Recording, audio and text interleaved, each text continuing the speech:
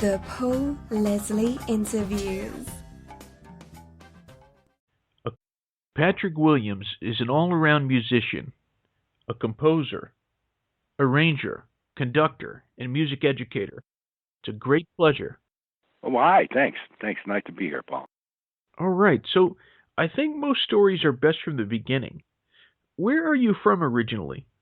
Von Terre, Missouri, small town in southeastern Missouri. I lived in Missouri until I was, I think, about 7 years old. And then my father moved to the New York area, and I essentially grew up in suburban New York. We had a house in Connecticut. So I really grew up around the New York area. And were your parents musical people? Well, I think they were, in the sense that they had a nice feeling for music. They never really pursued it. But, we went to, my mother would take me to symphony concerts, and we'd see the Philharmonic and all of that. So she was very much into supporting me, as I kind of progressed through the school system. And when did you start to realize that you had, in particular, a musical talent? Well, as far as that kind of thing, I think you could ask almost any professional musician, and they'd say pretty early. It was just something I remember I think when you're in kindergarten, they had a rhythm band or something, and I do remember that I could pick up something and just beat it in time, and a lot of the other kids couldn't. So I realized it was a way for, first of all, getting attention, which I think, But yeah, I knew early. I think when I was in fourth grade, I played the clarinet and the drums, and then I took up the trumpet and played the trumpet actually for 20 years or so. Was there ever any type of reservation from your parents about you pursuing music, or was it something they supported? Well, that's an interesting question. My father was a very successful businessman, and he viewed my activities in music, especially going through junior high school and high school, essentially as a hobby. And, it was fine as a hobby, but when I went off and I got offered a full scholarship to the Eastman School of Music, he said, no, you're not going to do that. You're going to go to a regular liberal arts college. And if you want to go to Eastman, then you can do it in graduate school, but you're not going to go there now. It's too limited in education. So I went to Duke University, and it worked out very well for me. I had a great time at Duke, and we had a great band, and I did more music at Duke than I probably would have done at Eastman. I don't know, but it worked out. So in a way, he was supportive, and my mother was very supportive. But he had his own ideas about my kind of being the whole person, and not just a musician, as he would put it. Are you grateful that that was kind of his vision, that you pursue a more liberal arts kind of education? I think that I certainly feel it worked out. I mean, the Duke experience was really great for me, and I got my first job in New York because I had a band at Duke that was a very good college band. In those days, it wasn't, you didn't get credit to play in the dance band or the big band. Now it's all, jazz ensemble. It's all part of the fabric of the credit system at the music schools. But then it wasn't. So we had 4 or 5 undergraduates. I remember a couple of guys from medical school, and then we had some pros who'd been on the road with some of the bands and just decided, they'd come back to North Carolina for a while. So it was a really good band. Plus the fact Les Brown, who graduated from Duke in the 30s, I believe it was, but he started this band they called the Duke Ambassadors, and so when he actually, I guess in the late 40s and 50s, when Les was quite popular, he sent, half of his book, all the arrangements that he had, to the Duke Ambassadors. So we were playing arrangements by Jay Hill and all these wonderful arrangers. So the repertoire we were playing was much better than the normal college band would get. Around that time of your life, what kind of music did you enjoy the most? What was it that was really catching your ear? That's a little bit more complicated question because I played the trumpet in symphony orchestra and jazz, in high school.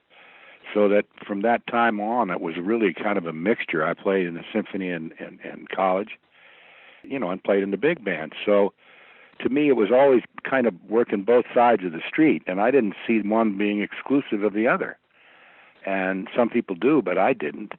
And I've always felt that the more you kind of know and the more breadth you have as a musician, the better off you are. I feel that to this day, actually. Do you listen to a lot of music now? Yes, I do. Just as an example, we have tickets to the Philharmonic, season tickets. We've had them for years. By the way, the LA Philharmonic is one of the world's great orchestras now, and I am not kidding you. They're just wonderful. And they played Bartok. They played Miraculous Mandarin, and they played the Viola Concerto. You know, it was just spectacular. I mean, it was, I loved every minute of it. I was so glad that we were able to go to that particular concert because I hadn't heard the Miraculous Mandarin live in probably 40 years. So it was really a treat. Just of any genre of music, any type, what are the composers that you would say have had the greatest influence on you? Well, that would be a very, very long list. So I don't know. I mean, really, I've always kind of subscribed to Duke Ellington's thing where it's, it's about good music and that's what it's about. Essentially, I'm paraphrasing, but if it's good music, I love it. And by that I mean either jazz or symphonic music or big band swing, all of that. I never really cared for rock and roll. I mean, I could work in the medium as an arranger. I worked for some of the groups like Chicago and stuff, but I'd write the string arrangements. I just felt that it was more showbiz than it was music. And when it came to real music, I even like country and western. There's some really good songwriters in Nashville. So it just depended, not so much on the genre, but whether or not I felt it was musical. And if it was musical, I would like it. And what kind of litmus do you use for what makes good music? What classifies it as good music to Patrick Williams? Well, I think that, first of all, there's got to be a real commitment. I tell kids when I've done clinics for years, and I'll tell them, if you have to make a choice of going into business or being a lawyer or being in a doctor or a musician, I don't think you should choose being a musician because you have to have a calling to be a musician. There's so much involved in the commitment to do it, and there's a lot of ups and downs, and it can be a tough profession at times, but the people who are driven to it understand that, and to me, that's why they're there, and that's why they produce what they do, which is, excellent music, whether they write it or play it or sing it. Is there a particular facet in music? At the beginning of the interview, I was listening the things that you do as far as composing. You've recorded some albums, you've arranged, there's a lot of things that you've done. Would it be possible for you to pick the facet of music that you're the most passionate about? Depends on which week it is. I mean, if I'm working on a big band album of my own, I'm very passionate about it for a few months because it takes months for me to write it all. But I've written, a number of pieces for symphony orchestra. I wrote a piece years 1976, I believe it was, for symphony orchestra and jazz quartet, and I worked on it for the better part of a year. It was a very rewarding experience. I mean, it's been played quite a few times in concerts, and it goes over well. And, I've written a lot of different kinds of stuff, and I don't really try to limit myself into terms of thinking of a genre. I just try to make good music. And if it's with a symphony or if it's with a chamber group or if it's a big band or whatever it is, I just try to make the best of what I can do at that time with that ensemble. It was just very recently that we welcomed the songwriter Arthur Hamilton, and he talked about working with you. So I wanted to know, what are your opinions on Arthur Hamilton, the songwriter and the man? What does he like to work with? Oh, Arthur's a wonderful person. I've known him for years. We've served on the Motion Picture Academy Executive Committee together for, 25 years. And, Arthur is very active here. He was president. He was he's the director of ASCAP. I mean, he's a very active guy here. in terms of being involved in the profession. And in addition to being a really top lyricist, I mean, Arthur's a real craftsman. He understands how to really write the kind of lyrics that I like, anyway. And he teaches it. He teaches lyric writing. So how he really understands the craft of it all to a very high degree. And I really appreciate that. And as far as working together, he writes the words and I write the music, and that's it. We don't go into well, can you change this or do this or whatever? We might make a mutual decision or something, but he does his thing and I do mine, and it seemed to work out pretty well a lot of times. On your most recent album, he co-wrote a couple of songs with you. Yeah, he did. I was hoping you could tell us about the song that features the late Frank Sinatra Jr. on it.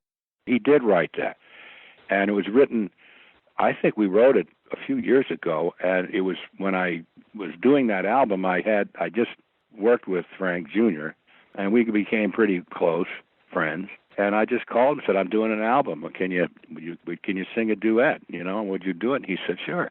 So I called Tierney Sutton, who's a wonderful singer, and then I thought, well, what tune am I going to do? And then I went through my, I've got a book of my songs, and I saw, I've been around, and I thought that would really make a good duet. So that's the way it wound up being there. Tell us a little bit about Frank Sinatra Jr. What kind of man was he? He was quite a complex guy.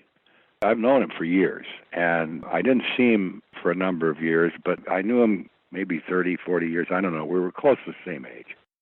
And in the last few years, I was around him a lot. I mean, my copyist, Terry Woodson, was his conductor. When I worked with his father on the duets albums, I think it was in the middle 90s, 94, 95 in there. He was around a lot for that, and I've always been close to Sinatra. Not only got a chance to work with him, but I mean, those recordings he made, the Capitol years and all, just made such an impression upon me. Everything was so great about him. I mean, his singing was wonderful, the studio was great, the bands were great, the arranging was great. I mean, it hit all cylinders. So I had always had an admiration for him, and when Junior and I started to work together, I realized that his son had very high standards, and he knew what was going on. Frank Jr. was a freaking encyclopedia of popular music. I mean, he really was, and he knew a lot about it and had a lot of opinions about it.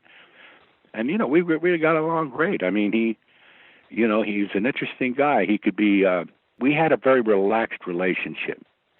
So I saw a side of him that I thought he's a really nice person, genuinely. He could be, if you didn't know him well, he could be kind of standoffish. I saw him do it because I can imagine what it'd be like to be Frank Sinatra's son. No, actually I can't. But at any rate, there's a plus and a minus to that, as you can probably imagine. But I thought he handled it really well. Our special guest is Patrick Williams. I was hoping you could tell all of us about recording the Sinatra Duets albums. What are your most vivid memories from that experience? Well, if you've got an hour, I'll try to cut it down. It was really one of the experiences, I think, that was so intense that I'll remember it forever. Jobs come and go.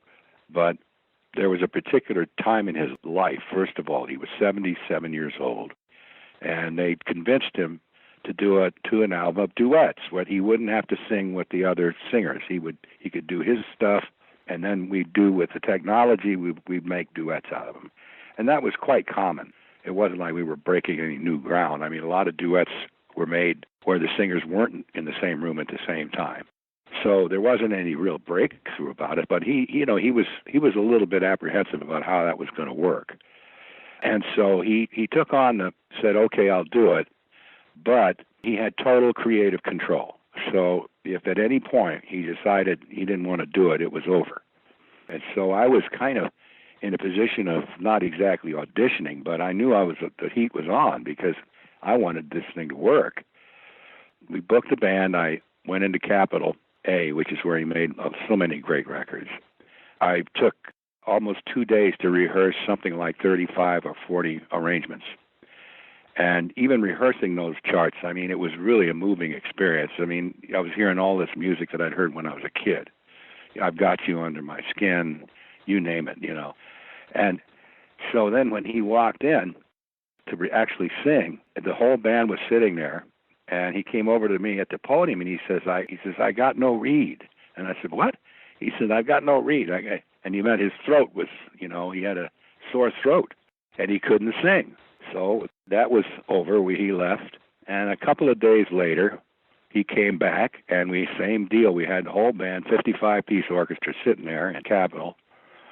And he went and he sat, and they showed him a booth that they'd built for him. And I was told the booth was, you know, $30,000. It was like a little living room. It had a microphone, it had a couch, and a little chair and a desk and stuff.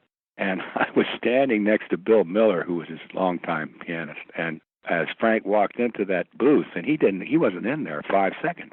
He walked out, and he says to Bill, who was standing next to me, he says, Bill, he says, I'm not going to sing in there. I want to sing out in the room with the band, which he always did. He sang with the band. Anyway, the point is, nobody had thought, what if he doesn't like the booth? So where are they going to put a mic for him? And nobody had thought about that either.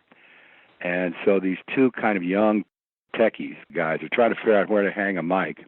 And Frank is sitting on a riser next to the trumpet section, and they have no idea where they're going to hang it. Well, I'm looking at him, and I'm thinking about 30 seconds more of this, and he's gone. You know, he's not going to stick around for this. And he was 30 seconds, almost to the minute, he was gone. And then there was this big meeting at Capitol. You know, they decided Al Schmidt, who's a great engineer, decided he found this mic and that didn't have any leakage. If there was any leakage, we couldn't do duets at all. So we had to find some way that his voice was isolated. And Al found this microphone that sounded great, but, you know, it didn't leak. And so that was good. And then he came in, same deal, the whole orchestra's there. He came in, walked up to the music stand, sat down, and he's looking through all of these songs he's going to sing. And it's about 2 minutes before we started. We started recording at 6 o'clock at night. And he looks at me and he says, shoot, let's go. Shoot. He said it 3 times. Shoot. I said, okay. So I kicked off Come Fly With Me, I think it was. And he started roaring into that song with such enthusiasm, and geez, it's just, I mean, he sang 8 bars, and I thought, I'm not believing this. This is some kind of dream or something, because he sounded great. And he sang, they were hoping to get maybe 14 tunes. He sang 29 songs in 3 days, and they had enough for 2 albums of his vocals. He was really, I mean, he was loving it. He was loving the playbacks. He was enjoying the band. I mean, it meant a lot to me that he was enjoying it so much. And we went out to dinner after the dates were 6 to 9. At 9 o'clock, we'd go out to dinner. It's a Dolce Vita. It's an Italian restaurant in Beverly Hills. And there would be 3 or 4 or 5 of us, you know, and Frank was in a good mood. He's telling stories about being on the road with Tommy Dorsey. It was just absolutely wonderful. So it was, for me and for Al Schmidt, it was a great, memorable experience for both of us. Some of the duet partners are kind of unexpected. You wouldn't necessarily think right away of Frank Sinatra and Jimmy Buffett doing a duet. Yeah. Well, that was Phil. I had nothing to do with the duet partners. Phil Ramone produced it. And Phil, I've known Phil since I first went to New York. I mean, I'd known him. He was like a brother to me. And Phil got to be one of the top producers in the record business for years. And you know, so he knew what was going on. And the idea was that Frank, we wanted to rejuvenate his catalog. I mean, which this album did. The first album came out, sold 3 million, I think it was. And it rejuvenated his entire catalog. But it wasn't just a jazz audience. That wasn't what was.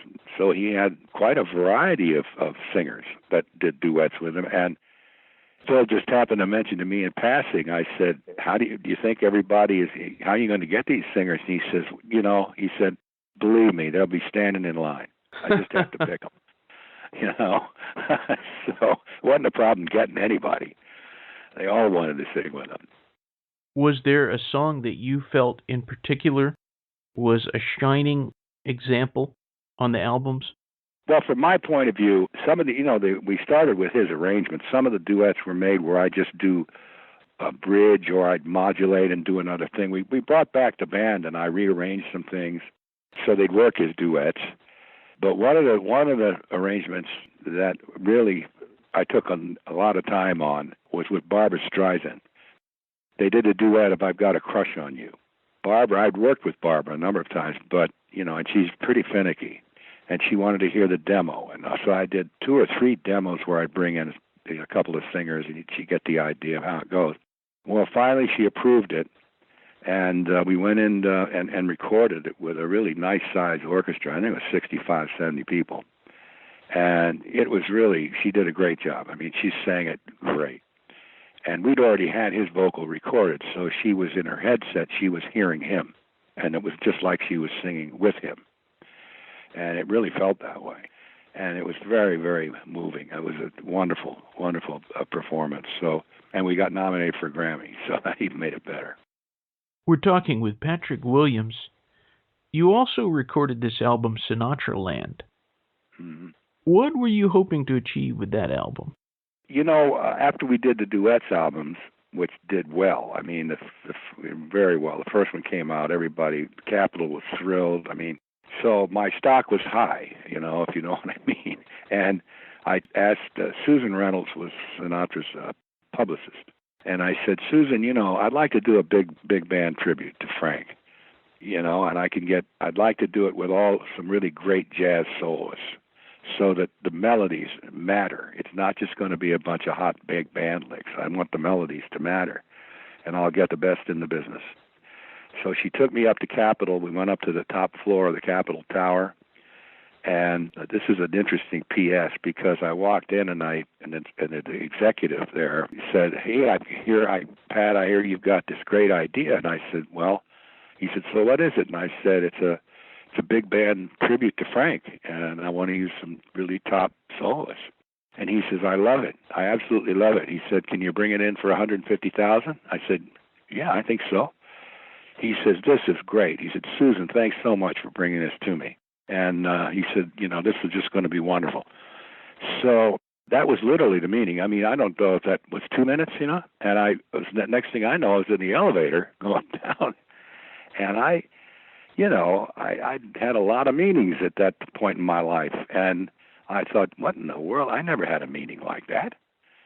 And then it occurred to me, before I hit the ground floor of Capitol, it just came to me, and I get it. Frank made a call. That's what happened. He made a call. And and then he sent me a nice note. We got a picture together at the date. He signed it with a very affectionate thing. And then when we actually recorded the album, we'd finish it recording, and he had a limo. He was still alive. He was living in Malibu. And he had a limo there to pick up what we recorded that day so he could hear it. And, he loved it. So there was more to it than probably you wanted to hear, but it was a very special kind of a thing. It really was. And it was special for the band. It was a lot of fun. Of all of the albums that you have recorded, is there one that is more or less nearest and dearest to your heart? No, I don't think so. I think that they're all like children, and any writer will tell you that.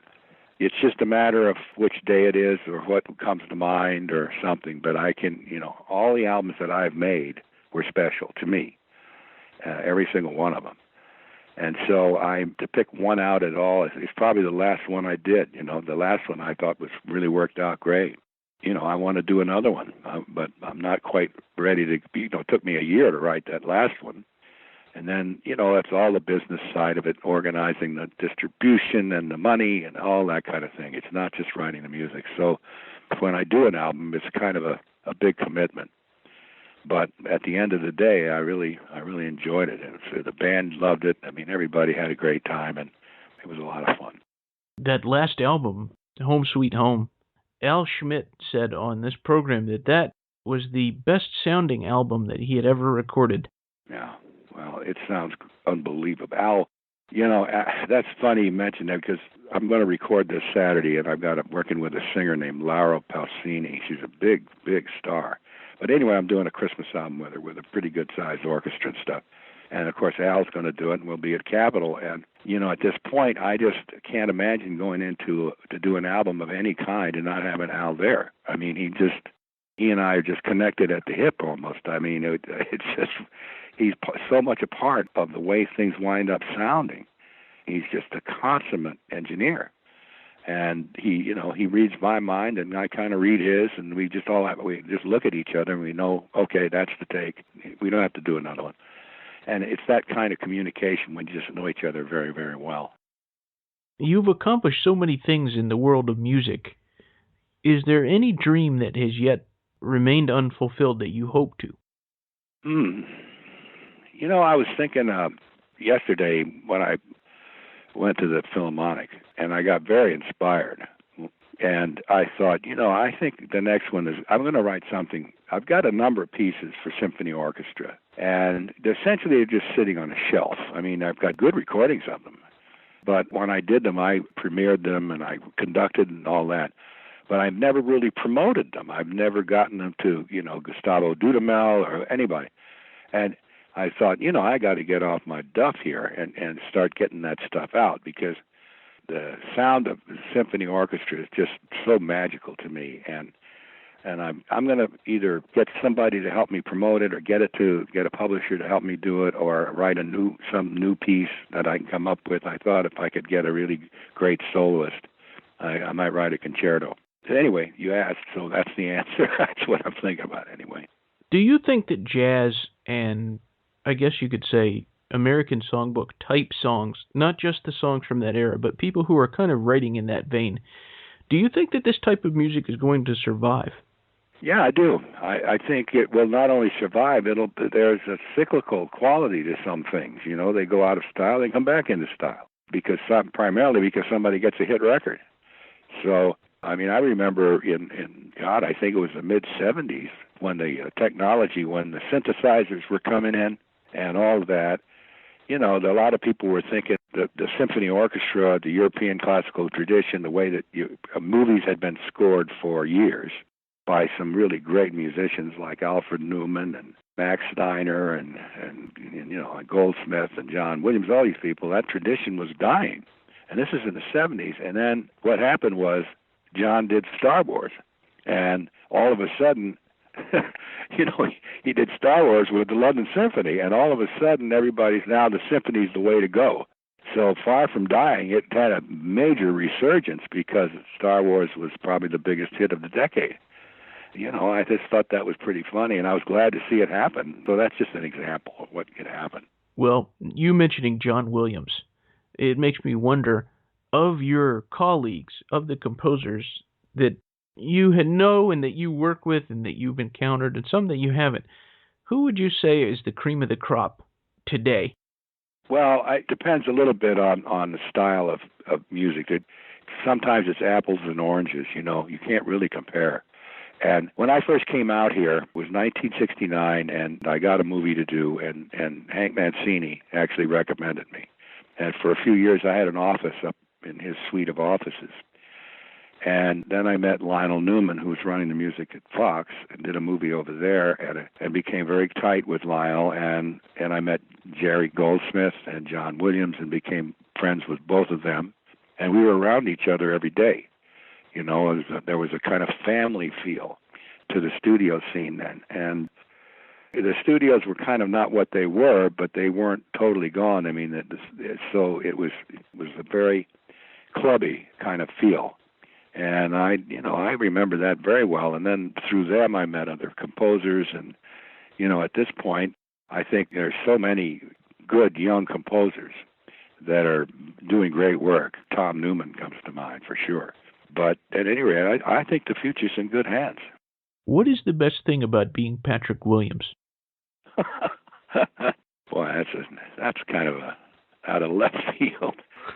I don't know. I think I'm very fortunate. I've been able to do what I essentially love doing and be successful at it. I've got, enough money to live comfortably, and I'm still working. I'm still writing. I write every day. And if I'm not working on a project, I'm writing some concert piece or something.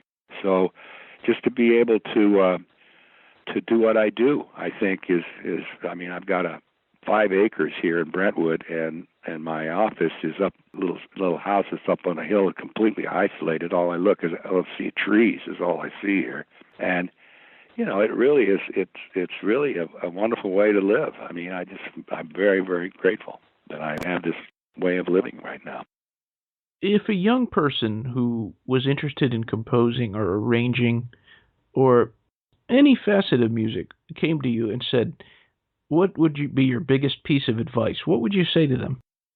First of all, you never get there. I would suggest to them that there is no there. Some people think, well, when I get an Academy Award, I'm there, or I get a Grammy, or I do this, or I do that. It doesn't work like that. There is no there. You just have to keep growing and getting better if you can, and take advantage of everything that can come your way, and keep some perspective on your life, because depression is not a good thing. And there are going to be some ups and downs, so you're going to have to roll with some of that. There's not a composer in Hollywood that hasn't had a movie score thrown out. I know that. So, you can't let the odd thing that goes wrong derail the whole train. Just try to keep moving forward, get around some good mentors. Mentoring is a big deal, and try to pick really good people to mentor you. If you can get to know them, that's the best thing I would advise. What do you suggest that someone should do when they're facing an extreme obstacle? Real strong adversity. Mm-hmm. Roll with the punches. There's some things that you're just not going to be able to control.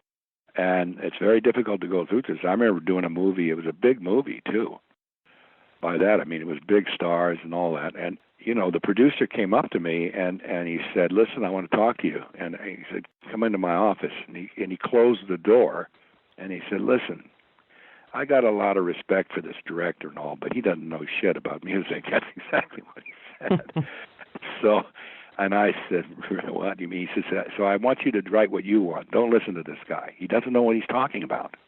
And I said, well, boy, what do you mean? And I walked out of his office. So don't listen to him. He's the director, for crying out loud.